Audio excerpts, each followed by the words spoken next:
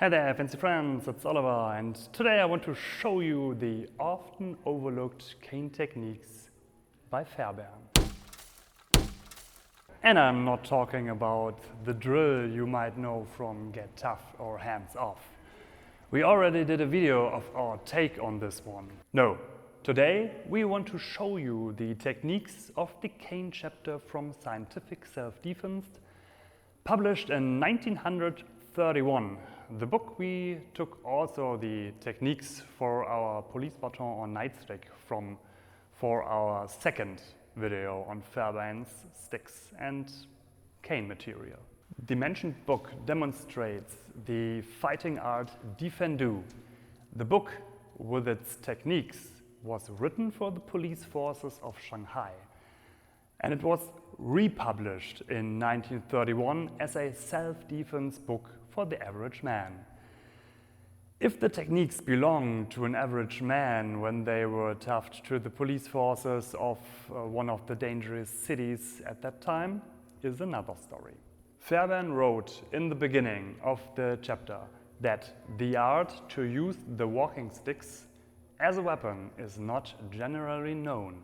But if you follow this channel, you know that there were several cane fighting methods around in the end of the 19th century and in the beginning of the 20th century.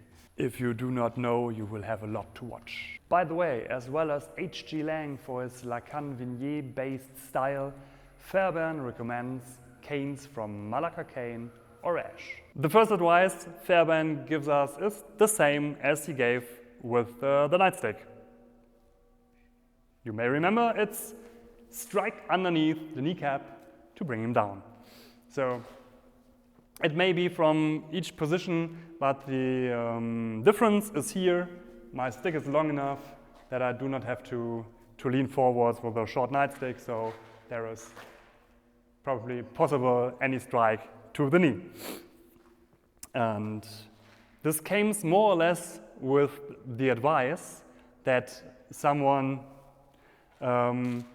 do what's said otherwise. You must not strike from above to the head, because this may negotiate all the advantage you have, because if he rushes in, he is underneath your weapon range, you are inside, and you did not have the advantage of a longer weapon. So do not strike just from above. The benefit from the kneecap is he cannot parry it that well without a weapon, and if he wants to come underneath my measure, he has to jump over it, not just come under it. So strike the kneecap, bring him down. Avoid strikes from above. The second advice is a thrust, a jab to the stomach.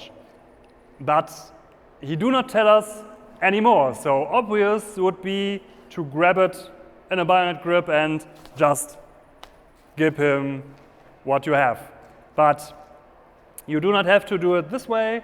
You also can jab with one hand, and we showed it in the Wrinkle Book video, and also Percy Longhurst told us in his book about a friend who was a good fencer, that he used his cane as his foil, and his thrusts were very hard and very precise, and he knocked out some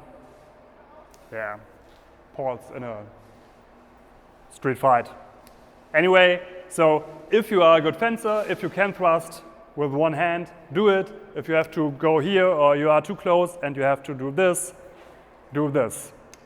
Thrust with the point into the stomach would be the advice. Now we follow up some techniques that do not look like a self-defense scenario, but anyway. These are some locks which are probably taken from his experience in jiu-jitsu.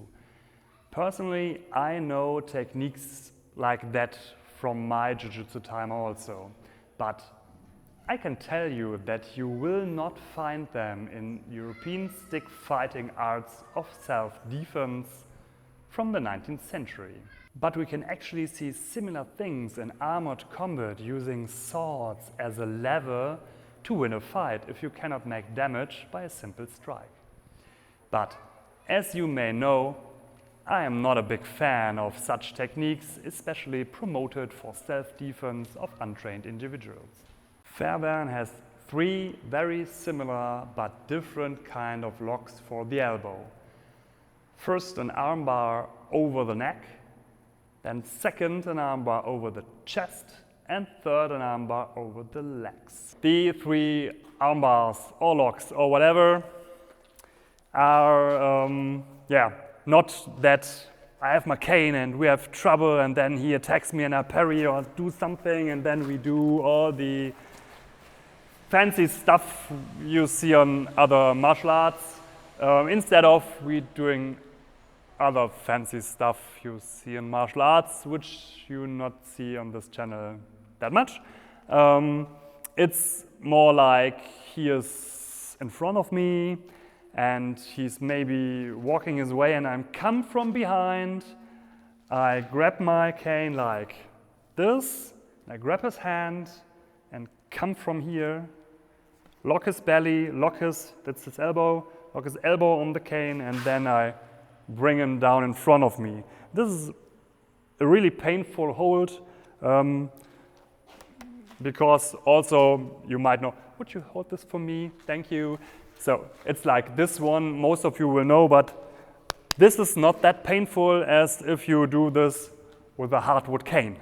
In detail, as I said, you grab the cane like here, you grab the wrist, and then you bring it here. Imagine it's this. So he might notice this, and then it's something like here, and this is just for his entertaining, and then you press it. It's easy, and it's an armbar. So the second is quite the same. He's again in front of me, and then be in front of me here so he could see it better. And then you grab again the hand, but now you do not bring the cane above, but just between his legs. So it's like from here, just here. Maybe it's like a little bit ding dong ding, but yeah, no groin guard, no groin guard, so no ding dong. So a little bit here, and then you do the same thing. Hold it here, but lock it behind his, between his legs instead of his belly. The hold is the same. Yeah, it's only for the first it's here, and the second is just from here, and then bring up the lock. So, and then there's the third one, which is kind of like the same, but it didn't work for us for reasons. I don't know. Yeah, we are not that clever. Tell us why we aren't clever in the comments. We really want to appreciate it because we didn't know. We really didn't know. It's more or less the same, but we grab the cane this way and we hold the hand this way with the back of the hand downwards. It goes up here, you lock behind the neck, and then you bring him down like this. And this is not that, yeah, it's not that he must go down like this, but this is actually the hand position. If we are here, it's hard. It's maybe I'm pushing too early, but he won't get that. It's painful, but it's not bringing him down. And the main problem is if we are seeing once again. So I'm here, I'm turning, I'm putting this, and then on. Okay. And it even works better if we didn't have that ear. So we really don't know, actually. So please tell us why we're stupid in this technique. The other ones are quite simple. The last two techniques dealing with the throat. a stranglehold and a neck throw. Both are very dangerous, so if you want to try them with a partner, be gentle. This could cause immense damage. Not only my warning, but also Fairbairn's words. The last two are the back straggle hold and the straggle throw. Yes, let's call it self-defense. It might be more something. I show you. I tell you what I think about it afterwards. Markus, look there. So this is the first technique. So what I wanted to say is, it's nothing from a self-defense perspective. I'm here, but I have to be in his back. So let's guess he's a criminal and I had to take him out of somewhere, or he makes trouble with someone else, and I came as a third person to bring him back. So I came from behind and I bring the cane around his neck and the left over his left shoulder and the right over his right shoulder. Then I put my elbows underneath and bring up the cane and pull towards me, maybe from the side. So comes around, grab it here, and then bring it here. And then you could just bring him down easily, but this, yeah, I need him.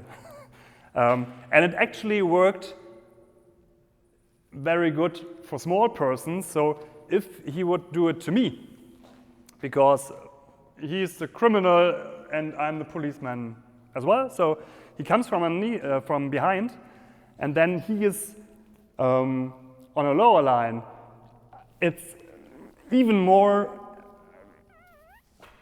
problematic for me, yeah? Because he's hanging on this cane even more than I have to come down and so on. So yeah, totally self-defense. So next one is, look, he is turned again.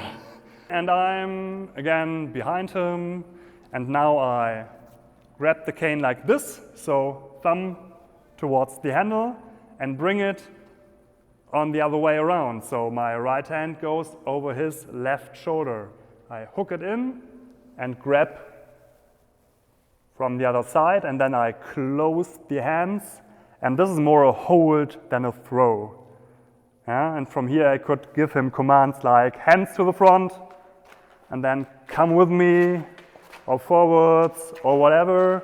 And if he wants to do something stupid like grabbing to me, I just hold and close it and tell him who's the boss right now. So, and even this Markus could do easily to me, even he's a little bit shorter than me, and we will demonstrate it not for you.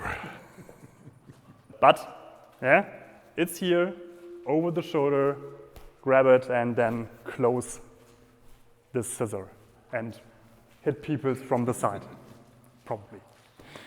This was the last of the 3 videos highlighting Fairbairn stick fighting. If we missed something, please point it out. Comparing Fairbairn stuff to the fighting methods we regularly do, one cannot say it more clear as that they were different as they were from another time. A simple all or nothing combination on one hand and some not that easy to achieve holds on the other hand from Fairbairn stance. Against more holistic fencing-based methods of stick fighting from the 19th century. And if you want to know why it's also beneficial to train stick with a stick, watch this video or see you in another one. So, till then.